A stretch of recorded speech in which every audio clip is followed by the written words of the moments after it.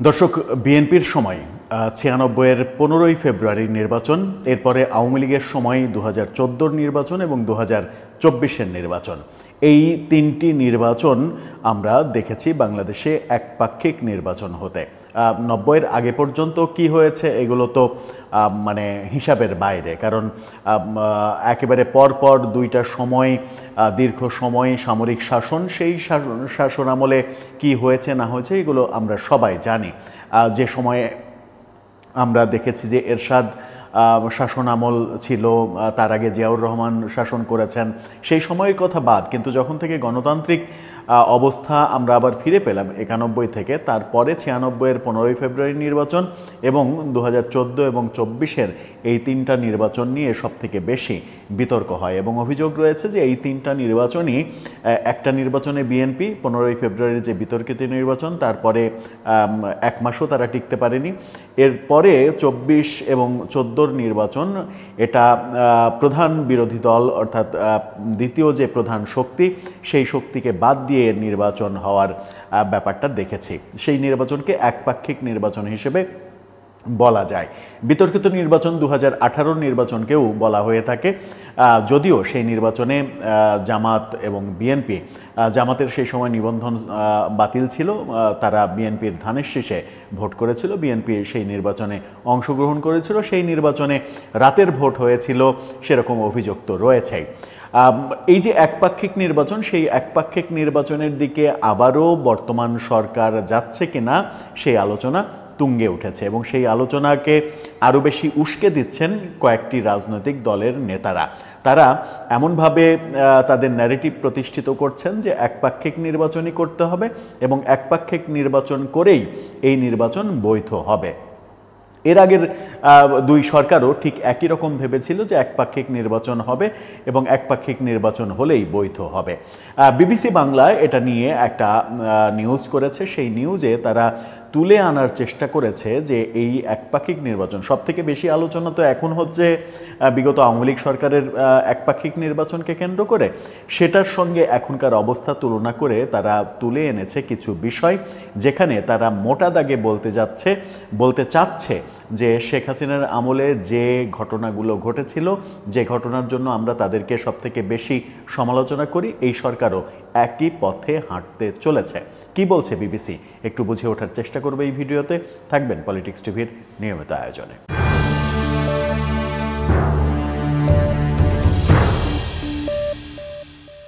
দর্শক, বলছিলাম আবারও কি একপাক্ষিক নির্বাচন হতে চলেছে কিনা। বিবিসি বাংলা এটা নিয়ে নিউজ যেটা করেছে তার শিরোনাম দিয়েছে এমন, আবারও কি একপক্ষীয় নির্বাচনের আভাস পাওয়া যাচ্ছে। সেটা বলতে গিয়েই তারা বলছে যে বাংলাদেশে জাতীয় সংসদ নির্বাচন অংশগ্রহণমূলক ও অন্তর্ভুক্তিমূলক হবে, নাকি আবারও আওয়ামী লীগ আমলের তিনটি নির্বাচনের মতো এক পক্ষকে বাদ দিয়ে, তিনটি নির্বাচন বলেছে, এটা আসলে দুইটি নির্বাচন হবে, ২০১৮ সালে বিএনপি অংশগ্রহণ করেছিল। তাই একপাক্ষিক নির্বাচন ওই রকম হবে কিনা সেই আলোচনা রাজনৈতিক মহলে ক্রমশ বাড়ছে বলে বিবিসি বলছে।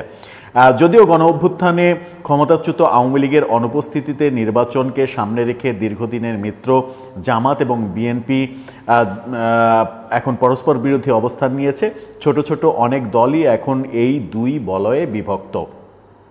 তারপরেও ভোটের রাজনীতিতে এদের সবারই দীর্ঘকালীন যে পরিচিতি ছিল সেটা হচ্ছে যে আওয়ামী বিরোধী হিসেবেই তারা পরিচিত ছিল। আওয়ামী বিরোধীদের মধ্যেই এখন নানা রকমের বিরোধিতা, নানা ধরনের ভাগ বাটোয়ারা দেখা যাচ্ছে, সেই কথা বিবিসি বলছে। পরিবর্তিত পরিস্থিতিতে নতুন এবং পুরনো কোনো রাজনৈতিক দল বলছে আওয়ামী লীগ ও জাতীয় পার্টিকে নির্বাচনে অংশ নেয়ার সুযোগ দেয়া যাবে না। আবার কোনো দল বলছে বিচারের আগে আওয়ামী লীগ, জাতীয় পার্টি ও ১৪ দল কোনোভাবেই নির্বাচনে অংশগ্রহণ করতে পারবে না। আর সেটি হলে সামনের নির্বাচনটিতে শুধুমাত্র আওয়ামী লীগ বিরোধীদেরই দেখা যাবে, অর্থাৎ একপাক্ষিক নির্বাচন হবে, তেমনই পরিবেশ তৈরি হয়েছে। আওয়ামী লীগ আমলেও মানে আওয়ামী লীগ আমলে যে কথাটা খুবই গুরুত্বপূর্ণ কথা বিবিসি বলছে সেটা হচ্ছে যে আওয়ামী লীগ আমলে যে একপাক্ষিক নির্বাচনের কথা মানে সমালোচনা হয়, অর্থাৎ 2014 এবং 24-এ যে একপাক্ষিক নির্বাচন হয়েছে সেখানে কিন্তু আওয়ামী লীগ বিএনপিকে নিষিদ্ধ করে কিংবা সরকারি নির্বাহী আদেশে কিংবা আদালতের মাধ্যমে কোনো ধরনের তাদের উপরে নিষেধাজ্ঞা দিয়ে তাদেরকে নির্বাচনের বাইরে রাখতে বাধ্য করেনি। বিএনপি রাজনৈতিকভাবে সিদ্ধান্ত নিয়েছে যে আওয়ামী লীগ সরকারের অধীনে তারা নির্বাচন করবে না, যে কারণে বিএনপি নির্বাচন বয়কট করেছে।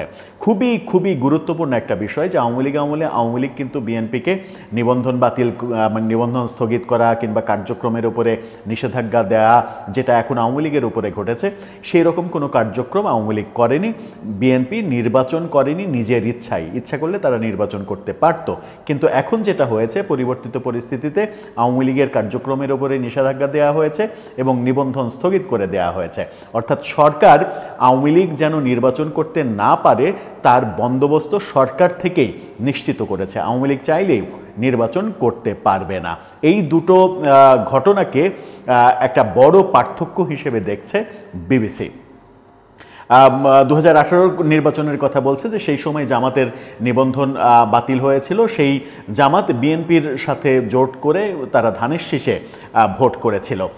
কিন্তু এবার অন্তর্বর্তী সরকার নিজেই আওয়ামী লীগের কার্যক্রম স্থগিত করেছে এবং এর সূত্র ধরে নির্বাচন কমিশনও আওয়ামী লীগের নিবন্ধন বাতিল করেছে। যেটা বলছিলাম, একজন নির্বাচন কমিশনার সম্প্রতি সিলেটে এক অনুষ্ঠানে গিয়ে সাংবাদিকদের বলেছেন আইনগতভাবে আওয়ামী লীগের কার্যক্রম স্থগিত।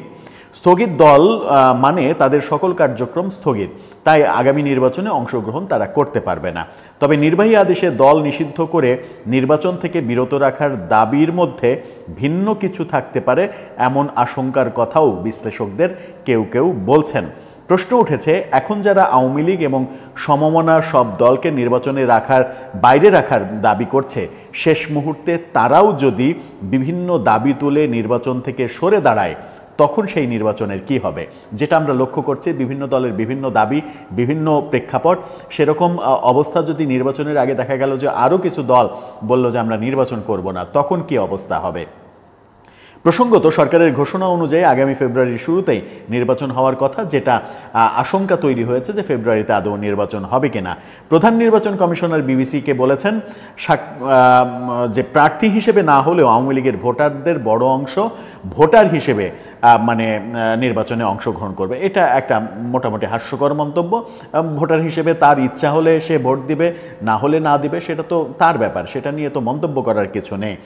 মানে তিনি ব্যাখ্যা দিয়ে বোঝানোর চেষ্টা করেছেন যে যারা ভোট করবে তাদের তো অনুসারী থাকবে, ব্যক্তিগত অনুসারী, ব্যক্তিগত পছন্দ, সেই ক্ষেত্রে অনেকেই ভোট দিতে আসবে। এই মন্তব্য, এই মতামত প্রধান নির্বাচন কমিশনার প্রতিষ্ঠিত করার চেষ্টা করেছিলেন। কোন দলের কি অবস্থান, এই ব্যাপারে রাজনৈতিক অবস্থান ব্যাপারে বিবিসি বলছে বাংলাদেশে ভোটের রাজনীতি দীর্ঘকাল ধরেই বিশ্লেষকদের কাছে আওয়ামী এবং আওয়ামী বিরোধী এই দুই ভাগে বিভক্ত। কিন্তু 2024 সালের আন্দোলনে শেখ হাসিনা সরকার পতনের পরে ব্যাপারটা উল্টে গেছে। আন্তর্জাতিক ট্রাইব্যুনালের আইনে সংশোধন এনে বলা হয়েছে মানবতা বিরোধী অপরাধের কোনো মামলায় কারো বিরুদ্ধে আনুষ্ঠানিক অভিযোগ দাখিল করা হলে সেই ব্যক্তি নির্বাচন করতে পারবে না, এমনকি বিদেশে পালিয়ে থাকলে সেই ব্যক্তি ভোটও দিতে পারবে না। এছাড়া সাম্প্রতিক মামলায় পলাতক আসামিরা জাতীয় সংসদ নির্বাচনে অংশগ্রহণ করা, এটা ওটা অনেক কিছু তারা বলছে। আওয়ামী লীগ সরকারের সাবেক মন্ত্রী ও এমপি ছাড়াও দলটির বিভিন্ন পর্যায়ের অসংখ্য নেতাকর্মীর বিরুদ্ধে বিভিন্ন ধরনের মামলা রয়েছে, যে কারণে তারা দেশে বিদেশে পালিয়ে আছে। তারাও ভোটে অংশগ্রহণ এবং ভোট দিতেও পারবে না। অন্তর্বর্তী সরকারের সময় গঠিত রাজনৈতিক দল এনসিপির সদস্য সচিব আক্তার হোসেন শুক্রবার বলেছেন যে আগামী নির্বাচনে আওয়ামী লীগের মতো জাতীয় পার্টিকেও অংশগ্রহণের সুযোগ দেয়া যাবে না। গতকালকে নুরুল হক নূর বলেন যে নির্বাচনের আগে জাতীয় পার্টি সম্পর্কে অবশ্যই একটা সিদ্ধান্তে আসতে হবে। সাবেক মানে যে কথা বললাম, এই নির্বাচনে এই তিন দলের অংশ নেওয়ার সুযোগের প্রশ্নে একই মনোভাব প্রকাশ করেছেন জামাত ইসলামী। অর্থাৎ আওয়ামী লীগ, জাতীয় পার্টি 14 দল, এই ব্যাপারে জামাতও চায় যে তারা যেন অংশগ্রহণ করতে না পারে। দলটির সহকারী সেক্রেটারি জেনারেল এহসানুল মাহবুব জুবায়ের তিনি বলেছেন 24-এর গণহত্যা সহ ঘটনাবলীর পর এদের এই নির্বাচনে অংশ নেওয়ার সুযোগ থাকা উচিত নয়। আওয়ামী লীগের কার্যক্রম সরকার নিষিদ্ধ করেছে, একই সাথে জাতীয় পার্টি এবং 14 দলও ফ্যাসিবাদ তৈরির জন্য দায়ী, তাদের নির্বাচনে অংশ নেওয়ার কোনো সুযোগ নেই, এমনটা তিনি বলেছেন। অর্থাৎ আওয়ামী লীগ, জাতীয় পার্টি, 14 দল কাউকেই নির্বাচনে অংশগ্রহণ করতে দেয়া হবে না এবং সরকার নিজেই প্রতিবন্ধকতা তৈরি করবে তারা যেন নির্বাচনে অংশগ্রহণ করতে না পারে। কিন্তু আওয়ামী লীগ সময়ে যে অভিযোগ, যে একপাক্ষিক নির্বাচন করার অভিযোগ, সেখানে আওয়ামী লীগ সরকার কোনো দলের ক্ষেত্রে প্রতিবন্ধকতা তৈরি করেনি। সেই দলগুলোর বরং আওয়ামী লীগ সরকারের আমলে সর্বশেষ যে 2024-এর নির্বাচন, সেখানেও 28টি দল নির্বাচনে অংশগ্রহণ করেছে এবং যে দলগুলো নির্বাচনে অংশগ্রহণ করেনি তারা প্রতিবাদ স্বরূপ যে সরকারের অধীনে, রাজনৈতিক সরকারের অধীনে নির্বাচন করবে না, এই কারণে তারা নির্বাচন থেকে বিরত থেকেছে। কিন্তু এখন সরকার থেকে নির্বাচনে অংশগ্রহণ করতে দেয়া হবে না এমন আদেশ জারি করা হচ্ছে। এই পার্থক্যটাই বিবিসি বলার চেষ্টা করছে। এই বিচারিক প্রক্রিয়ার মধ্য দিয়ে কোনো রাজনৈতিক দলকে দল হিসেবে নিষিদ্ধ করার বিষয়টি নির্ধারিত হোক, আদালতকে সিদ্ধান্ত নিতে দেয়া হোক, এই কথা বলছে আবার বিএনপির অবস্থান, মানে নির্বাহী আদেশে কোনো দলকে নিষিদ্ধ করা হবে না, যদিও তাদের অবস্থানের কোনো স্থিতাবস্থা আমরা দেখছি না। তারা যে এক অবস্থানে থাকছে সেটা বলা যাবে না, কারণ আওয়ামী লীগের কার্যক্রম যখন নিষিদ্ধ করা হয়, নিষেধাজ্ঞা দেওয়া হয়, তখন সেটাকে বিএনপি স্বাগত জানিয়েছিল এবং বিএনপি বলেছিল আমরা তো বহু আগেই লিখিতভাবে তাদেরকে বলেছি, সরকারকে বলেছি যে আওয়ামী লীগকে নিষিদ্ধ করা হোক, তখন কিন্তু তারা এর প্রতিবাদ করেনি। কিন্তু অন্য সময় তার আগে এবং এখনও বিভিন্নভাবে তারা বলার চেষ্টা করে নির্বাহী আদেশে দলকে নিষিদ্ধ করা হোক, এটা আমরা চাই না, কিন্তু সরকারের সিদ্ধান্তকে আবার স্বাগত জানিয়েছিল। এই যে বিএনপির দ্বৈত অবস্থান, এই দ্বৈত অবস্থানও আগামীতে নির্বাচনী কৌশলের ক্ষেত্রে তাদের জন্য একটা সংকট তৈরি করতে পারে, এরকমটাও অনেকে বলছেন।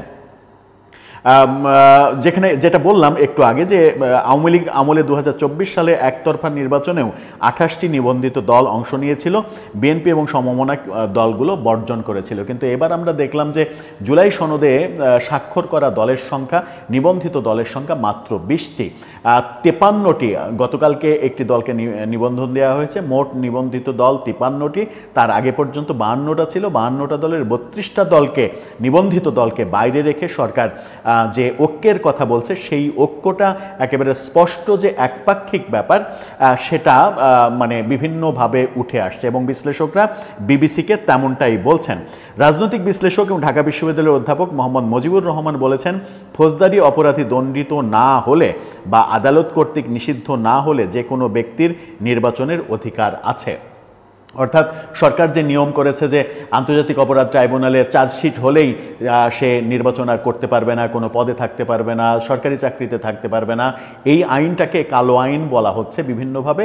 এবং ঢাকা বিশ্ববিদ্যালয়ের এই অধ্যাপক তিনিও বলছেন যে ফৌজদারি অপরাধে দণ্ডিত না হওয়া পর্যন্ত যে কোনো ব্যক্তির নির্বাচনে অংশগ্রহণ করা, ভোট দেয়া সব অধিকারী আছে। এমনকি আসামির ক্ষেত্রেও, মানে সে যদি জেলে না থাকে তাহলে তার ভোট দেওয়ার অধিকার রয়েছে, এমনটাও মানে দণ্ডিত আসামির ক্ষেত্রে সেটা তিনি বলছেন।